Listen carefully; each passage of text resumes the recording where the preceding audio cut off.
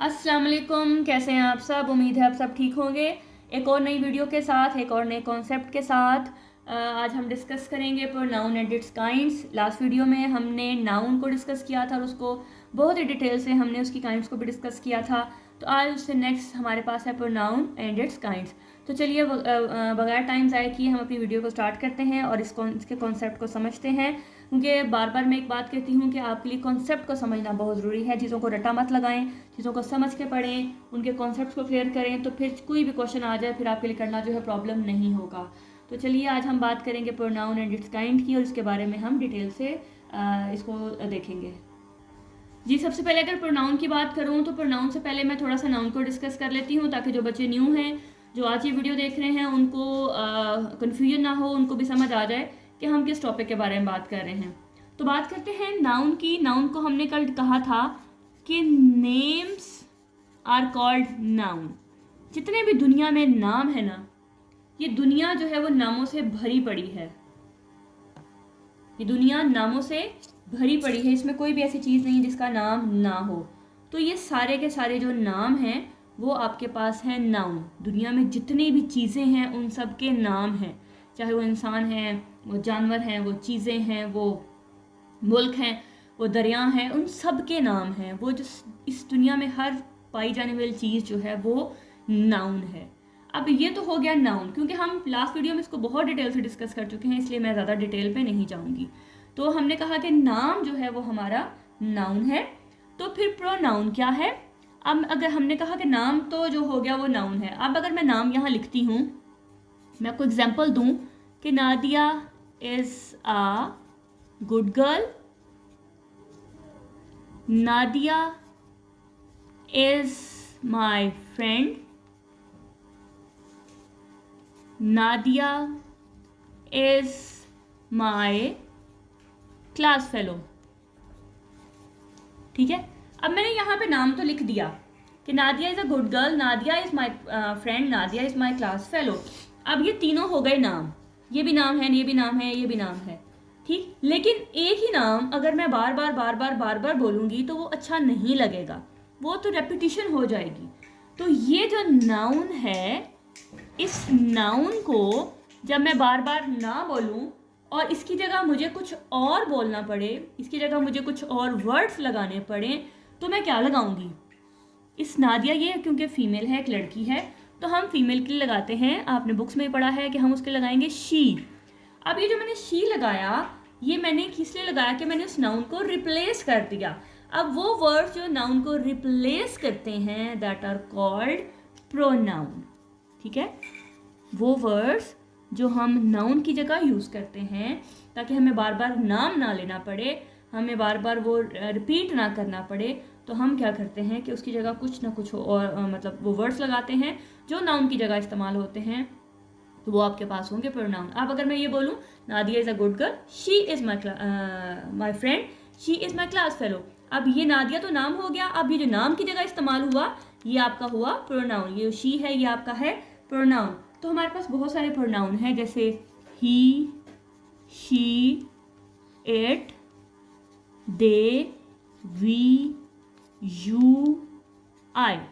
ये हमारे पास प्रोनाउन हैं जो हम नाउन की जगह इस्तेमाल करते हैं। लड़का है तो ही लगाएंगे, लड़की है तो शी लगाएंगे, ज़्यादा है तो वी लगाएंगे या दे लगाएंगे, सिंगल की बात करेंगे तो आई लगाएंगे, कोई चीज़ होगी तो उसके लिए इट लगाएंगे। तो ये वो सारे के सारे वर्ड्स हैं जो हम नाउन की जगह यूज़ करते हैं और दे आर कॉल्ड प्रोनाउन। तो आई होप कि आपको समझ आ गया होगा कि प्रोनाउन बेसिकली क्या है। प्रोनाउन वो हैं जो हम नाउन की जगह इस्तेमाल करते हैं।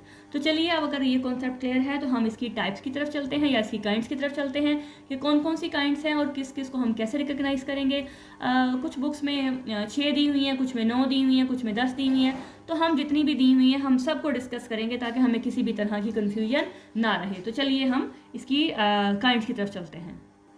तो चलिए बात करते हैं अपनी फर्स्ट काइंड की, जो कि हमारे पास है पर्सनल प्रोनाउन। फर्स्ट काइंड है आपके पास पर्सनल प्रोनाउन। अब पर्सनल प्रोनाउन क्या है, जब हम स्पेसिफिकली बात करें पर्सन्स की। देखें, प्रोनाउन हो गया नेम ऑफ एनीथिंग, दुनिया में जितनी भी चीज़ें हैं वो नाउन है, लेकिन उसमें इंसान भी हैं, जानवर भी हैं, वहाँ पे चीज़ें भी हैं, वहाँ पे सिटीज़ भी हैं, दरिया भी हैं, मतलब सब चीज़ें उसके अंदर शामिल हो जाती हैं। तो इकट्ठा जो है वो प्रोनाउन हो गया, सॉरी मतलब नाउन हो गया जब हमने उनकी जगह चीज़ों को ही, शी, इट, दे को यूज़ करना है, कुछ भी लगाना है तो हमने उसके लिए प्रोनाउन यूज़ करना है। लेकिन जब हमने पर्सनल प्रोनाउन की बात करनी है, इसके अलावा भी बहुत सारे प्रोनाउंस हैं जिनको हम आगे डिस्कस करते हैं, लेकिन हम अभी क्योंकि पर्सनल प्रोनाउन की बात करते हैं तो मतलब कि जब हमने पर्सन्स की बात करनी है, ठीक है, जब हमने पर्सन्स की बात करनी है तो फिर वो होगा पर्सनल प्रोनाउन। इसके नाम से ही आपने याद रखना है, जब आप पर्सन्स की बात करेंगे मतलब उसमें मोस्टली इंसान आएंगे, और आप एनिमल्स को भी किसी हद तक इंक्लूड कर सकते हो, क्योंकि बुक्स में बाज़ का जो एनिमल्स हैं उनके लिए भी ही, शी, ही लग रहा होता है। डॉग है, कुछ में इट लगा होता है, कुछ में ही लगा होता है, तो इस अगर कैट है तो उसके लिए शी भी यूज़ हो रहा होता है और इट भी यूज़ हो रहा होता है। तो आप एनिमल्स को भी इंक्लूड कर सकते हैं, लेकिन इंसान तो सबसे पहले हैं कि वो पर्सन्स जो लिविंग थिंग्स हैं, जो ह्यूमन बींग्स हैं, वो सारे के सारे आपके पास पर्सन्स होंगे और वो आएंगे पर्सनल प्रोनाउन में। अब वो कौन कौन से हैं हमारे पास? वो हमारे पास है, हमें कैसे पता लगेगा? एक हमारे पास है फर्स्ट पर्सन, एक हमारे पास है सेकंड पर्सन, फिर हमारे पास है थर्ड पर्सन। इसकी जो डिटेल आपके पास, इसका मैंने एक डिटेल टेबल जो है वो बनाया है, वो at the end of video में आपसे शेयर करूंगी। लेकिन अभी जस्ट आप ये देख लें कि पर्सन्स के बारे में जब बात की जाएगी तो वो पर्सनल प्रोनाउन होगा, उसमें फर्स्ट पर्सन भी आएगा, उसमें सेकंड पर्सन भी आएगा, उसमें थर्ड पर्सन भी आएगा। फर्स्ट पर्सन मैं बात कर रही हूँ और मेरे साथ अगर कोई और है तो वो होगा फर्स्ट पर्सन, जैसे आई एंड वी। अगर ये सिंगल है तो आई, अगर ज़्यादा हो जाएगा तो वी। और इसकी जितनी भी फैमिली है, फैमिली मतलब आई, आप, मी, माई सेल्फ, और उसकी कौन, वो किस किस कैटेगरी में आएगा वो मैं एट द एंड ऑफ जब टेबल बनाया हुआ है वीडियो के एंड में जब करूँगी, शो कराऊंगी, तो फिर आपको डिटेल से समझा दूंगी। तो अभी आप सिर्फ ये समझें कि फर्स्ट पर्सन क्या है। अगर अकेला है, मैं बात कर रही हूँ तो आई, अगर मैं एज अ ग्रुप बात कर रही हूँ, 2-3 लोग मिल के बात कर रहे हैं, तो वो हो जाएगा वी। सेकंड पर्सन जिससे बात की जाती है, जो बात करता है वो फर्स्ट पर्सन, जिससे बात की जाती है वो सेकंड पर्सन, और कुछ ऐसे होते हैं जो यहाँ पे मौजूद नहीं होते, ठीक है, जो यहाँ पे मौजूद नहीं होते, उनके बारे में बात हो रही होती है, वो होंगे थर्ड पर्सन, और वो हैं ही, शी, इट, दे। तो ये आपके पास हैं पर्सन्स। तो आई होप कि आपको समझ आ रहा होगा। अगर इसकी डेफिनेशन मैं आपके सामने लिख दी है, अगर मैं इसको रिपीट करूं तो personal pronouns are the words that refers to a specific person. For example first person, second person and third person, यानी कि जो आपको रेफर करे पर्सन्स को, जैसे मैंने ये बताया, उसमें फर्स्ट पर्सन, सेकंड पर्सन और थर्ड पर्सन भी शामिल होगा। या इससे भी अगर आप शॉर्ट करना चाहें तो आप कह सकते हो कि words that replace names of person. Just persons की बात हो रही है, प्लेसेस की और थिंग्स की बात नहीं हो रही है। इस चीज़ को अपने जहन में रखना है। जब पर्सनल प्रोनाउन होगा तो वो पर्सन से रिलेट करेगा, वो चीज़ों से और जगहों से उसका कोई लेना देना नहीं होगा। तो personal pronouns are the words that replace names of the person. और वो किस फॉर्म में होंगे? वो फर्स्ट पर्सन की फॉर्म में हो सकते हैं, वो सेकंड पर्सन की फॉर्म में हो सकते हैं, और वो थर्ड पर्सन की फॉर्म में, यानी कि I, we, you, he, she, it, they, इन सब की फॉर्म में हो सकते हैं। तो all these are called personal pronoun. I hope कि आपको समझ आ रहा होगा। तो चलिए नेक्स्ट टाइप की तरफ चलते हैं जी। नेक्स्ट टाइप है हमारे पास रिलेटिव प्रोनाउन। Relative pronoun. अब रिलेटिव क्या है? रिलेटिव जाहिर है, अगर आप वैसे देखो तो आप रिलेटिव किसे कहते हैं? रिश्तेदार को। रिलेटिव किसे कहा जाता है? रिश्तेदार को। और रिश्तेदार क्या होते हैं? आपस में कनेक्शन, फैमिली की तरह हैं, हम सब फैमिली हैं, और रिलेटिव्स आपस में एक दूसरे को कनेक्ट रखते हैं। क्या वो किसी फॉर्म में रखें, बातों से रखें, अपने एक्शन से रखें, जैसे भी रखें, वो सारी फैमिली को एक दूसरे के साथ कनेक्ट रखते हैं। तो मीन्स के रिलेटिव का क्या काम है? कनेक्ट रखना बेसिकली, मतलब उसका रिश्तेदार। और रिश्तेदार का क्या काम होगा कि आपस में चीज़ों को कनेक्ट रखना, रिश्तेदारों को, फैमिली को आपस में कनेक्ट रखना। तो बेसिकली जो रिलेटिव्स हैं वो एक, ये कह लें कि ब्रिज का काम करते हैं, कनेक्ट करते हैं और एक ब्रिज का काम करते हैं। सॉरी, ब्रिज के स्पेलिंग गलत हो गए हैं, ठीक है। ये आपके पास एक ब्रिज का काम करते हैं। अब ये कैसे एक ब्रिज का काम करते हैं कि ये क्या करते हैं, दो बातों को आपस में मिला देते हैं। रिश्तेदार क्या करते हैं कि दो बातों को आपस में मिला देते हैं। अब वो जो दो बातों को आपस में मिलाते हैं ना, तो वो आपके पास एक बात बन जाती है। और रिश्तेदार वो कौन कौन से हैं आपके, ये जो रिश्तेदार हैं ना, ये आपके मोस्टली WH रिश्तेदार हैं, यानी कि वो जो WH से स्टार्ट होते हैं। ये सारे के सारे आपके जैसे who, whom, whose, which, ये चार जो WH वाले हैं और एक इसमें that भी फिट आता है। ये 5 आपके रिश्तेदार हैं जो WA से स्टार्ट होते हैं, who, whom, whose, which और that। अब इन पांचों का क्या काम है कि ये 5 आपस में जो फैमिली है उसको कनेक्ट रखेंगे। कैसे कनेक्ट रखेंगे, जैसे मैं कुछ एग्जांपल्स लिखती हूँ, उससे फिर आपको मज़ीद अच्छी तरीके से समझ आएगी। द बुक विच इज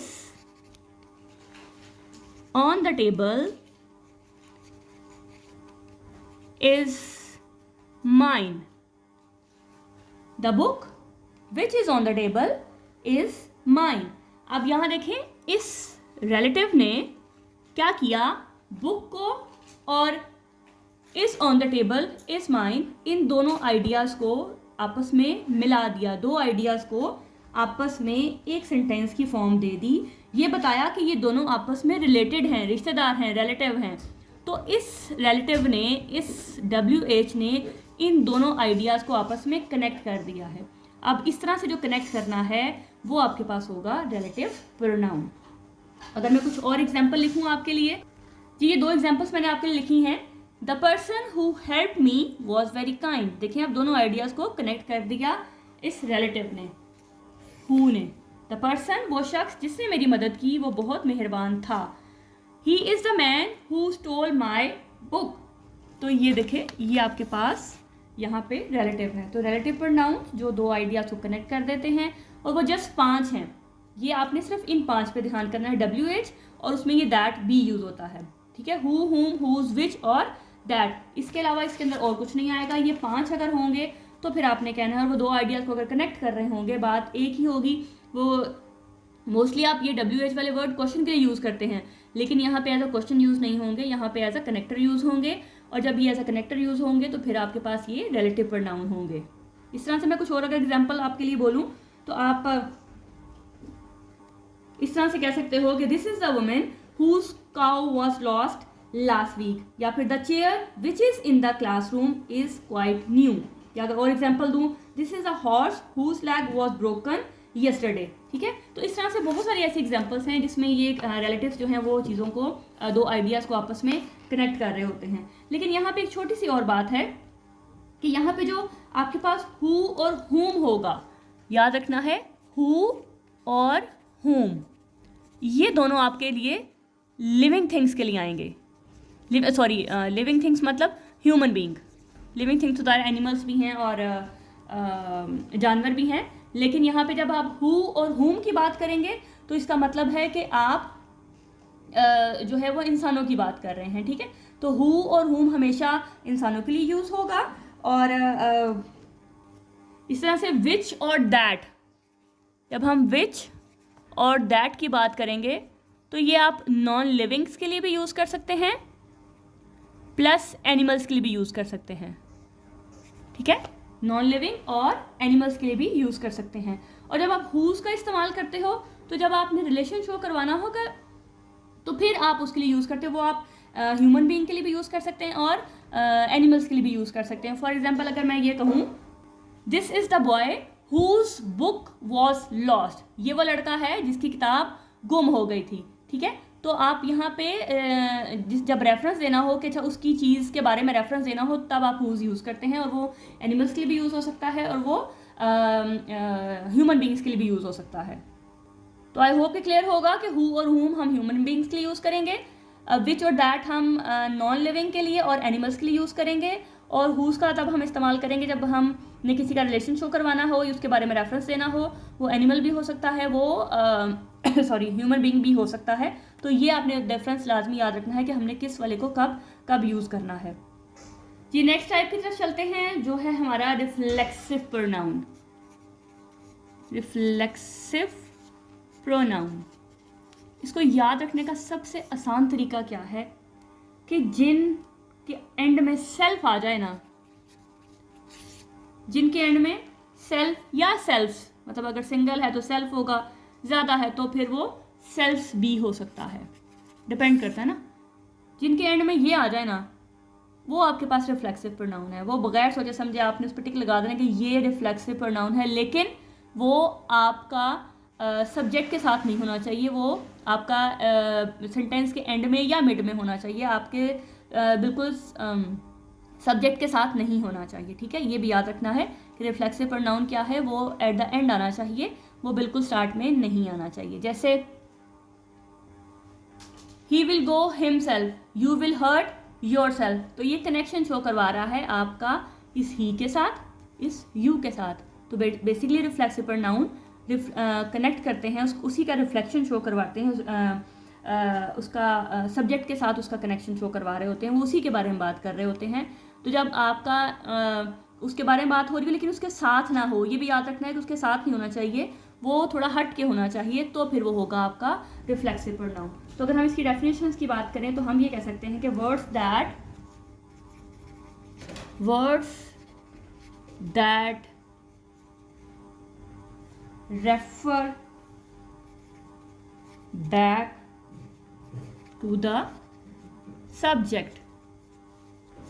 ठीक है, ये देखें, ये आपका सब्जेक्ट है और ये इसी के बारे में बात कर रहा है, ये आपका सब्जेक्ट है और ये इसी के बारे में बात कर रहा है। तो words that refer back to the subject is called reflexive pronoun.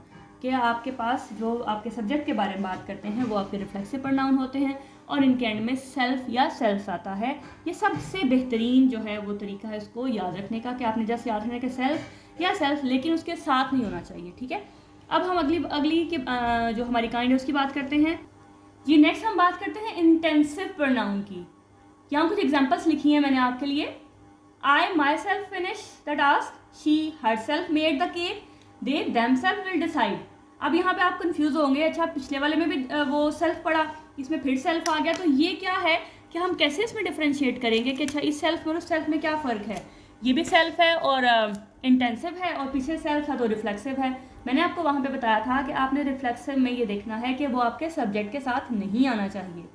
जब वो आपके सब्जेक्ट के साथ उसके बिल्कुल साथ आएगा तो वो इंटेंसिव होगा, अगर वो बाद में आता है तो फिर वो रिफ्लेक्सिव होगा। मतलब वो बाद में आके आपके सब्जेक्ट को डिस्क्राइब करता है, उसके साथ कनेक्शन शो करता है, तो वो रिफ्लेक्सिव। लेकिन अगर उसके फ़ौरन बाद आता है तो इंटेंसिव। अब ये आपके पास जब बिल्कुल उसके स्टार्ट में आएंगे तो ये इंटेंसिव प्रोनाउन होंगे। और इंटेंसिव प्रोनाउन क्या होते हैं कि वर्ड्स दैट एम्फेसाइज और इंटेंसिफाइज अ नाउन और प्रोनाउन, यानी कि जिस पे जो जोर देता है, जो इंटेंसिफाइज करता है, एम्फेसाइज करता है। जैसे आई माई सेल्फ, यानी कि ये मैंने खुद किया है, मतलब जोर दिया जा रहा है ना। आप आई फिनिश द टास्क ये भी कह सकते हो, लेकिन जब आपने कहा कि आई माई सेल्फ, तो आप अपने आपको फोकस करवा रहे हो कि ये काम मैंने ही किया है। तो इसका बेसिक मकसद क्या है कि अटेंशन ड्रॉ करवाना, या फिर उस बात पे स्ट्रेस डलवाना कि ये काम मैंने खुद किया है। तो जब आप इस तरह के वर्ड्स को बिल्कुल सब्जेक्ट के साथ यूज़ करते हो, जो आपके नाउन प्रोनाउन के साथ यूज़ होते हैं, तो वो आपके पास होंगे इंटेंसिव प्रोनाउन। तो याद रखना है डिफरेंस को कि इंटेंसिव में वो बिल्कुल उसके साथ आएगा, जबकि रिफ्लेक्सिव में वो बाद में आएगा, वो उसके बिल्कुल साथ में नहीं आएगा। तो ये एक माइनर सा डिफरेंस है दोनों में। इसका मकसद जो है वो जुमले पे या बात पे जोर दिलवाना है, अटेंशन ड्रॉ करवाना है, तो इसलिए इसको हम इंटेंसिव प्रोनाउन कहते हैं। ये नेक्स्ट टाइप है हमारे पास इंट्रोगेटिव प्रोनाउन। इंट्रोगेटिव प्रोनाउन बहुत दफ़ा पहले बात हो चुकी है कि इंट्रोगेटिव का मतलब क्या है, जिसमें सवाल पूछा जाता है। यूज टू आस्क क्वेश्चन, जो आपका सवाल पूछने के लिए इस्तेमाल होता है वो है इंट्रोगेटिव प्रोनाउन। लेकिन इसके अंदर भी दो तरह के सवाल होते हैं। इसको भी मैं पहले बार बार जो है डिस्कस कर चुकी हूँ कि दो तरह के सवाल होते हैं। एक सवाल वो होता है जिसका आंसर आप येस और नो में देते हो, ठीक है, और एक सवाल वो होता है जिसके लिए आपकी प्रॉपर आपको स्टेटमेंट जो है वो देनी पड़ती है। ठीक, एक क्वेश्चन वो है जिसका आंसर जस्ट येस नो होगा, जैसे are you going to school, yes no. Are you busy, yes no. Do you like this, yes no, मतलब बात पूरी है। लेकिन एक सवाल वो है, अगर मैं कहूँ कि what is your name, may I ask your name, तो आपको उसके लिए प्रॉपर एक स्टेटमेंट देनी पड़ेगी। आप येस नो में आंसर नहीं दे सकते हैं। तो यहाँ पे जब हमने इंट्रोगेटिव प्रोनाउन की बात करनी है तो वहाँ पे वो सवाल होंगे जिसका आंसर एक प्रॉपर स्टेटमेंट में होगा। येस नो वाले क्वेश्चन उसके अंदर इंक्लूड नहीं होंगे। ठीक है, बात समझ आ रही है कि दो तरह के सवाल हैं, एक वो स्टेटमेंट जिसका आंसर येस नो में होगा और एक वो जिसकी प्रॉपर आपको आंसर देना पड़ेगा। लेकिन जब आपने इंट्रोगेटिव की बात करनी है तो आपने यहाँ पे येस नो वाले क्वेश्चंस को इंक्लूड नहीं करना। ये सवाल इसके अंदर शामिल नहीं होंगे। वो सवाल शामिल होंगे जिनका आंसर एक प्रॉपर स्टेटमेंट में जो बनेगा वो होगा। अब आपको कैसे पता लगेगा कि वो क्या होगा? वो जो प्रॉपर आपकी जो स्टेटमेंट है वो रिप्लेस करेगी नाउन को। कैसे? जैसे अगर मैं एक स्टेटमेंट लिखती हूँ, जॉन इज गोइंग, ठीक है, छोटा सा सेंटेंस लिख देती हूँ, जॉन इज गोइंग। अब ये मैंने एक आपके सामने स्टेटमेंट लिख दी। अब अगर इसको मैं सवाल बनाऊं तो मैं, ये जो मेरा नाउन है, ये जॉन क्या है, ये नाउन है, इसको अगर मैं रिप्लेस करूं हु से, हु इज गोइंग, ठीक है, इसको मैंने क्या करना है, एक उससे प्रोनाउन से रिप्लेस करना है, इसको मैंने सवाल बनाना है। तो क्या ये सवाल बन जाएगा कि मैं इसमें अपना प्रोनाउन ऐड करती हूँ? ये हु मेरा प्रोनाउन है, हु इज गोइंग, तो क्या ये सवाल बन गया ना, हु इज गोइंग। अब ये जो मेरा नाउन है इसका जवाब दे रहा है, who is going, John is going. तो जब मैंने नाउन की जगह रिप्लेस करके अपना प्रोनाउन लगा दिया तो वो आपके पास जो है वो स्टेटमेंट वाले क्वेश्चन जो हैं वो इसके अंदर शामिल होंगे, बाकी क्वेश्चन जो हैं वो शामिल नहीं होंगे। देखिए, हु इज गोइंग, तो आपको एक प्रॉपर आंसर देना पड़ रहा है कि कौन जा रहा है। आप यहाँ पे येस और नो को जस्टिफाई नहीं कर सकते हो। इसी तरह से अगर मैं कहूँ the book is on the table, अब अगर इसको मैं जो मेरा नाउन है इसको मैं रिप्लेस कर दूं प्रोनाउन से, तो मैं कहूंगी what is on the table, what is on the table, the book is on the table. तो मेरा जो नाउन है वो रिप्लेस हो रहा है। तो वो सारे सवाल जो मैं, जिसके लिए मुझे प्रॉपर स्टेटमेंट की ज़रूरत पड़ेगी, वो सारे के सारे होंगे मेरे इंट्रोगेटिव प्रोनाउन में। और वो सारी की सारी जो स्टेटमेंट हैं वो किससे शुरू हो रही होंगी? वो आपके पास शुरू होंगी who, whom, whose, what, which, when, where, why, how। ठीक है, ये सारे के सारे आपके, अगर आप देखें ना तो ये WH वर्ड्स हैं, ये सवाए इस एच के ही, ये भी आपका एच है लेकिन W से स्टार्ट नहीं हो रहा, तो ये WH वर्ड्स हैं। अब यहाँ पे आपके मतलब क्वेश्चन आपको आ सकता है कि अच्छा, ये तो हमने पीछे रिलेटिव प्रोनाउन में भी पढ़ा था, हु, हुम, हुज, ये हमने रिलेटिव प्रोनाउन में पढ़ा, लेकिन वहाँ पे वो ये सवाल नहीं पूछ रहा था। वहाँ पे वो जो 5 वर्ड्स थे वो एज अ रिलेटिव यूज़ हो रहे थे, उनको कंबाइन कर रहे थे, वहाँ सवाल नहीं पूछ रहे थे। यहाँ पे ये सवाल पूछेंगे, जैसे who, what.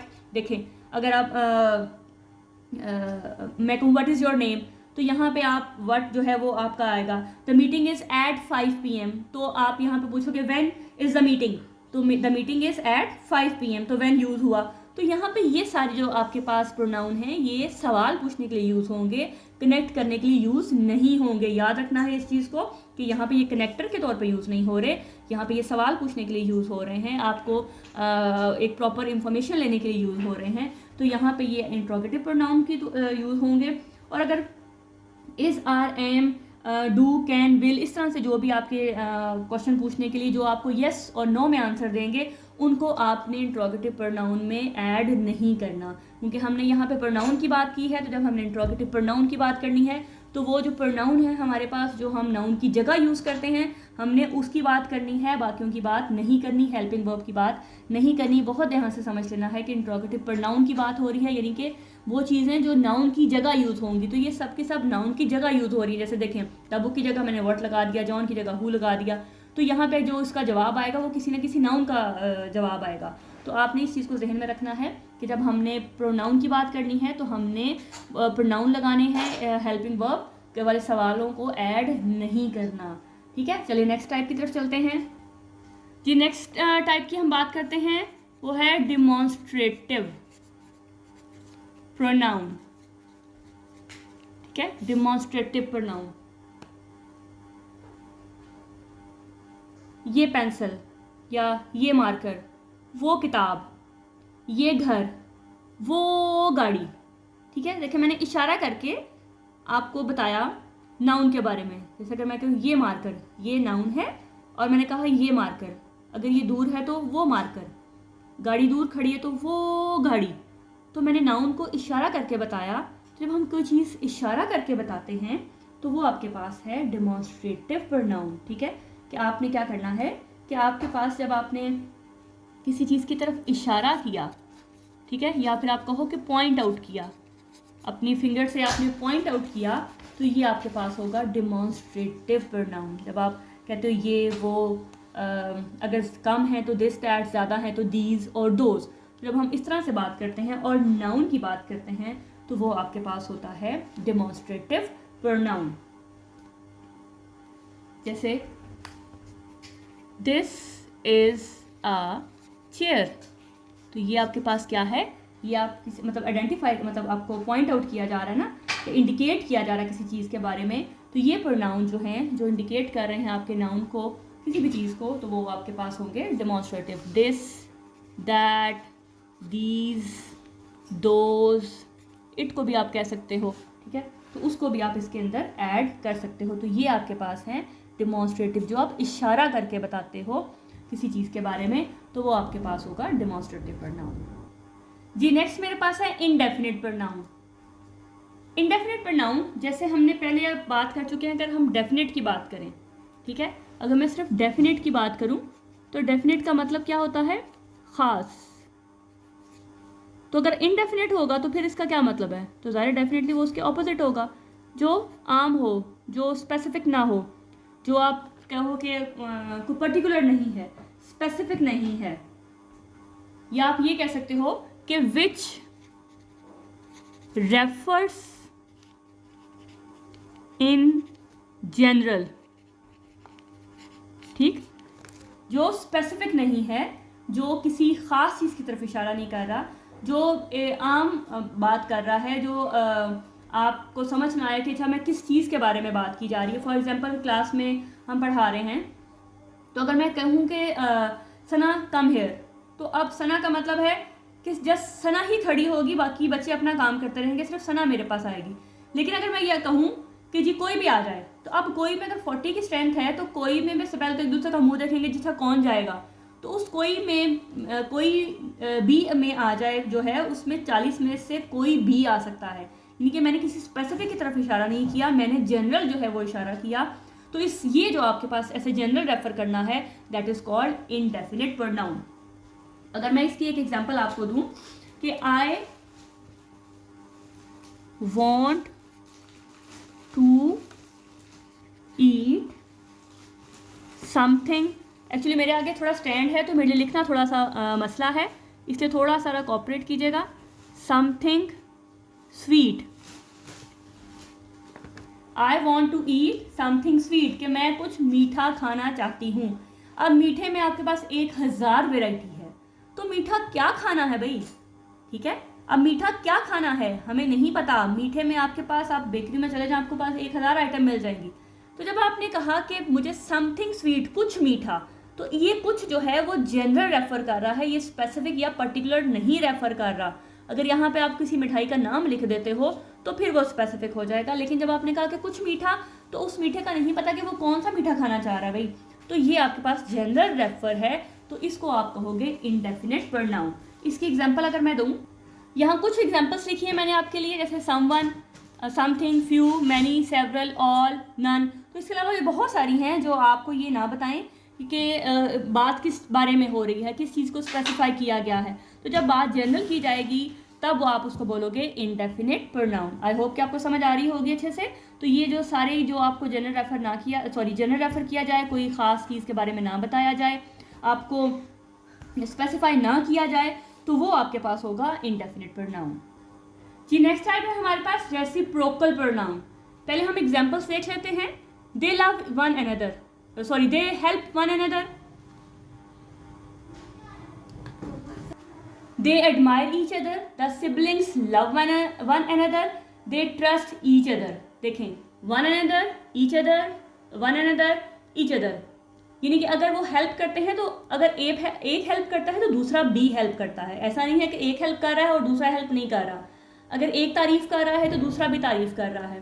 Sibling love one another, अगर एक जो बहन भाई है वो छोटे से प्यार कर रहा है तो छोटा भी बड़े से प्यार कर रहा है। इसी तरह से अगर एक ट्रस्ट कर रहा है तो दूसरा भी ट्रस्ट कर रहा है, यानी कि दोनों का आपस में रिलेशन होगा।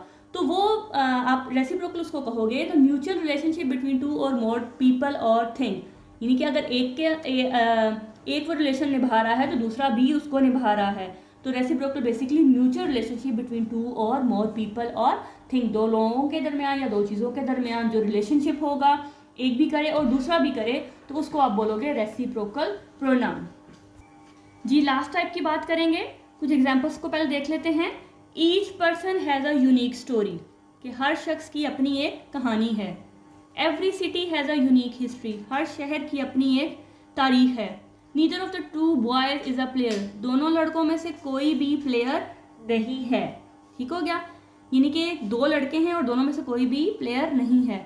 शहर फॉर एग्जाम्पल अगर 10 हैं, जितने भी शहर हैं उन सब की अपनी एक कहानी है। हर शख्स जितने भी शख्स पाए जा रहे हैं, जितने भी लोग हैं, उन सब की अपनी एक स्टोरी है।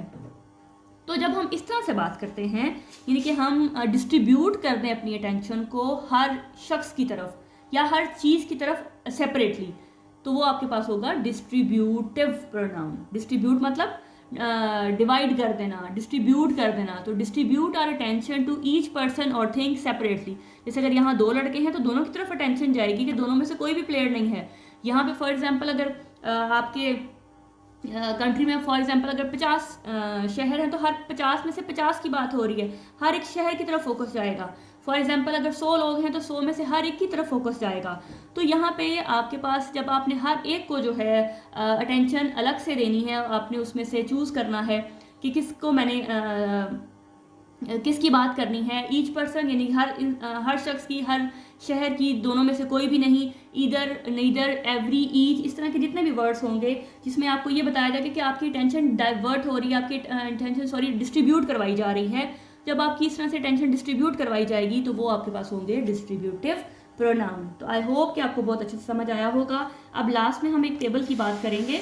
उस टेबल के बाद हम काफ़ी चीज़ों को हम पहले भी कर चुके हैं, लेकिन एक दफ़ा इसको रिवाइज करेंगे तो ज़्यादा बेहतर होगा। चीज़ों को रिवाइज जितना करेंगे उतना ही आपके लिए बेहतर है, उतनी ही चीज़ें आपको अच्छे तरीके से आएंगी। जी ये लास्ट में मैंने एक टेबल बनाया है आपके लिए, जिसमें फर्स्ट पर्सन, सेकंड पर्सन और थर्ड पर्सन की बात हो रही है कि अगर फर्स्ट पर्सन सब्जेक्टिव प्रोनाउन में आएगा तो क्या लिखना है, ऑब्जेक्टिव में आएगा तो कैसे लिखना है, पोजेसिव एडजेक्टिव में आएगा तो कैसे लिखना है, पोजेसिव प्रोनाउन हो तो कैसे लिखेंगे हम, और रिफ्लेक्सिव प्रोनाउन हो तो कैसे लिखेंगे। तो चलिए बात करते हैं। अगर फर्स्ट पर्सन आए आई की फॉर्म में, ज़रा फर्स्ट पर्सन या तो आई है या फिर वी है। अगर सिंगल होगा तो आई, प्लूरल होगा तो वी। तो अगर ये आपने सेंटेंस के स्टार्ट में लिखना है तो इसको आई की फॉर्म में लिखेंगे। अगर ये एट द एंड या एज अ ऑब्जेक्टिव प्रोनाउन की फॉर्म में आएगा तो आप इसको मी की फॉर्म में लिखेंगे। पोजेसिव एडजेक्टिव की बात आएगी तो माय, पोजेसिव प्रोनाउन आएगा तो माइन। पोजेसिव होता है आपकी मलकियत, और आपके पास उसके बाद रिफ्लेक्सिव प्रोनाउन आएगा तो आपका होगा ये माई सेल्फ। अच्छा, इसी टेबल को करवाते हुए मेरे जहन में भी आ रहा है कि हमने शायद पोजेसिव प्रोनाउन को डिस्कस नहीं किया। पोजेसिव प्रोनाउन पीछे हमने उसकी बात नहीं की, तो पोजेसिव प्रोनाउन चले यहीं पर डिस्कस कर लेते हैं कि जो मलकियत को शो करवाता है वो आपके पास है पोजेसिव प्रोनाउन। जैसे दिस बुक इज़ माइन, ठीक है, कि ये किताब मेरी है। तो जब इस तरह से आएगा कि दिस बुक इज़ माइन, तो ये आपके पास होगा पोजेसिव प्रोनाउन। या आप जब भी कोई मलकियत को शो करवाया जाएगा तो तब भी वो पोजेसिव ही होगा। या this is my pen, this pen is mine, it is mine, किसी भी फॉर्म में जो आपकी पोजेशन को शो करवाएगा, जो आपकी मलकियत को शो करवाएगा, तो वो होगा पोजेसिव प्रोनाउन। वो अभी जस्ट टेबल देखा है तो जहन में आया है, क्योंकि मैंने वो लिस्ट नहीं बनाई थी तो इसलिए जहन से निकल गया है। तो आप इसको भी नोट डाउन कर लें, ठीक है। तो रिफ्लेक्सिव की हमने बात की थी, तो वो आप अगर माई आएगा तो वो माई सेल्फ में आएगा।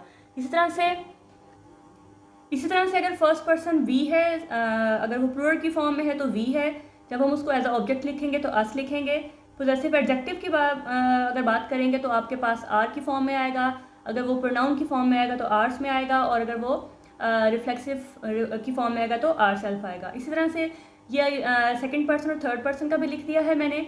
इस चार्ट को, इस टेबल को बहुत ध्यान से देखिएगा, इसको नोट डाउन लाजमी कीजिएगा, क्योंकि बच्चे अक्सर इसमें गलती करते हैं कि उन्हें नहीं आइडिया होता कि हमने ऑब्जेक्टिव में कैसे लिखना है और पोजेसिव में कैसे लिखना है या रिफ्लेक्सिव में कैसे लिखना है। तो इसको नोट डाउन करें, इसको देखें। एक आपको समझा दिया है, बाकी भी इस तरह से हैं कि आई और वी फर्स्ट पर्सन होते हैं, यू सेकंड पर्सन होता है, और ही शी इट दे जो है वो थर्ड पर्सन होते हैं। तो इसको बहुत अच्छे से देखिएगा, इसको लाजमी लिखिएगा और प्रैक्टिस कीजिएगा। और आई होप कि मुझे यकीन है कि आपको ये वीडियो आपको लाजमी पसंद आई होगी, आपके कॉन्सेप्ट क्लियर हुए होंगे। नेक्स्ट वीडियो में एक और कॉन्सेप्ट के साथ हाजिर होंगी। तब तक अपना बहुत ख्याल रखिएगा। अल्लाह हाफ़िज़।